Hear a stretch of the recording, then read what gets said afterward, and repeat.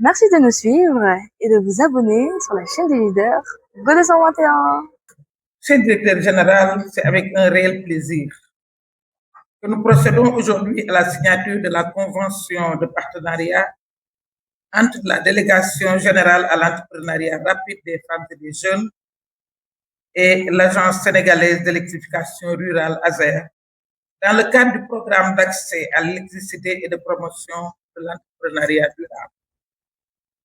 Cette cérémonie marque une étape importante dans notre ambition commune de bâtir un développement territorial plus inclusif, résilient, durable, en plaçant l'énergie au cœur de la transformation économique des territoires ruraux.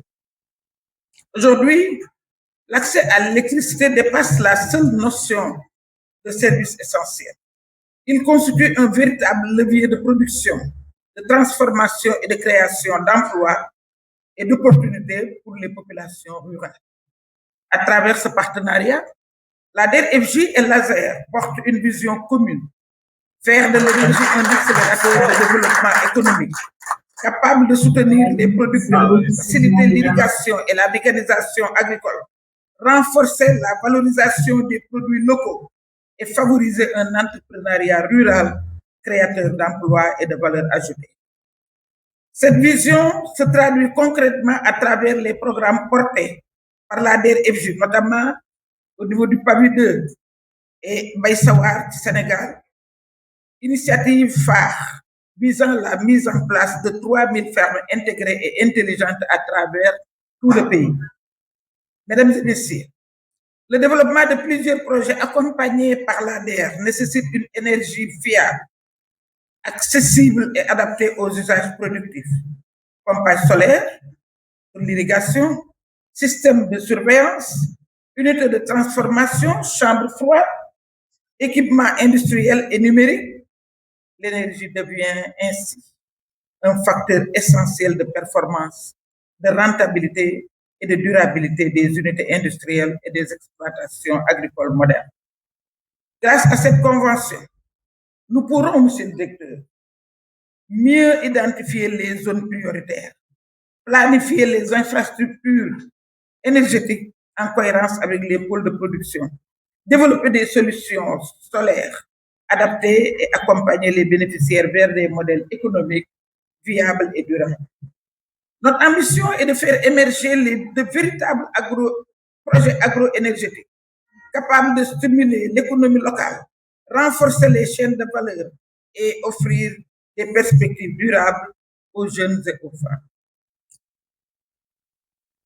À travers ce programme d'accès à l'électricité et de promotion de l'entrepreneuriat durable, nous voulons transformer l'accès à l'énergie en opportunités économiques concrètes, soutenir une agriculture moderne, productive et résiliente, réduire les coûts de production, promouvoir les emplois verts, contribuer activement à la souveraineté alimentaire du Sénégal.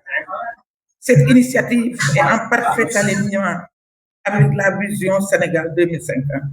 Elle s'inscrit pleinement dans les orientations de son Excellence, Monsieur le Président de la République, Bassirou Diomaye Diakhar Faye, et de Monsieur le Premier ministre Ousmane Sonko en matière de transformation économique, d'équité territoriale et de développement durable. Elle répond également aux enjeux liés à la transition énergétique, à l'adaptation climatique et à la promotion des modèles agricoles innovants et compétitifs. Dans cette dynamique, l'ADER a engagé un processus d'accréditation au Fonds vert pour le climat afin de renforcer sa capacité de mobilisation de financement climatique. Mesdames et messieurs, je voudrais saluer l'engagement des équipes de l'ASER et de l'ADER qui ont travaillé avec professionnalisme pour aboutir à cette convention ambitieuse et opérationnelle. La réussite de ce partenariat reposera sur notre capacité à coordonner efficacement nos interventions et à mesurer concrètement leur impact sur les populations bénéficiaires. Notre ambition est de faire du monde rural un espace d'innovation, de production et d'opportunité, où l'énergie devient un moteur de croissance et de transformation économique. Je vous remercie de votre aimable attention. Cette convention va au-delà du symbole.